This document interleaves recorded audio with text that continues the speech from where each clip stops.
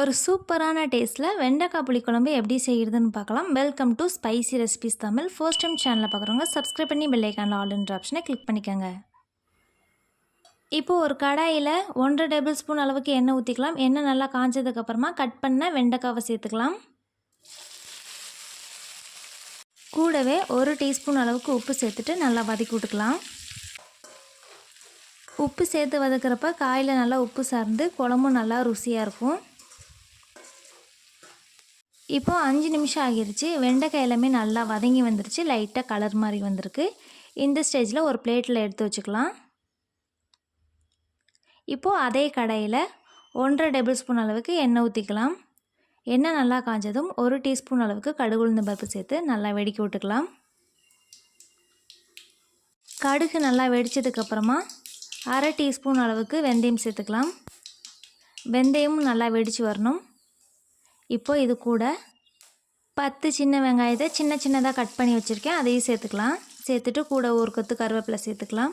சேர்த்துட்டு நல்லா வதக்கி விட்டுக்கலாம்.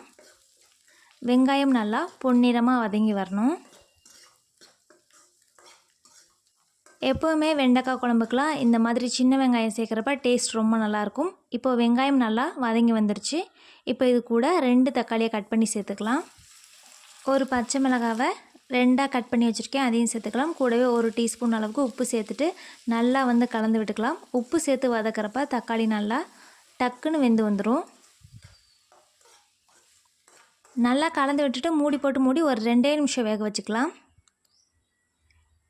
இப்போது 2 நிமிஷம் ஆகிடுச்சு. பாருங்கள் தக்காளி எப்படி நல்லா வெந்து வந்திருக்குன்னு. இப்போது இதை ஒரு கரண்டியால் நல்லா மசிச்சு விட்டுக்கலாம். இப்போது தக்காளி நல்லா நமக்கு கிரேவி மாதிரி வந்துருச்சு. இப்போது நம்ம வதக்கின வெண்டைக்காவை சேர்த்துக்கலாம்.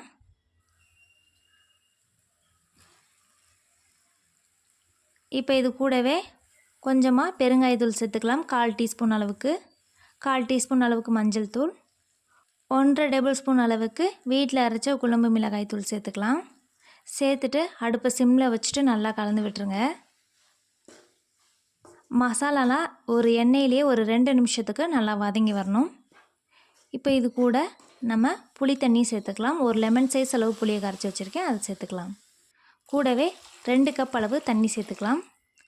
சேர்த்துட்டு நல்லா கலந்து விட்டுருங்க. ஏற்கனவே வெண்டைக்காய் வதக்கிறப்ப தக்காளி வதக்கிறப்ப உப்பு சேர்த்துருப்போம். எனக்கு கொஞ்சம் பத்தாத மாதிரி இருந்துச்சு. அதனால் 1/4 டீஸ்பூன் அளவுக்கு உப்பு சேர்த்துக்கிறேன். சேர்த்துட்டு நல்லா கலந்து விட்டுட்டு மூடி ஒரு 5 நிமிஷத்துக்கு வேக வச்சுக்கலாம்.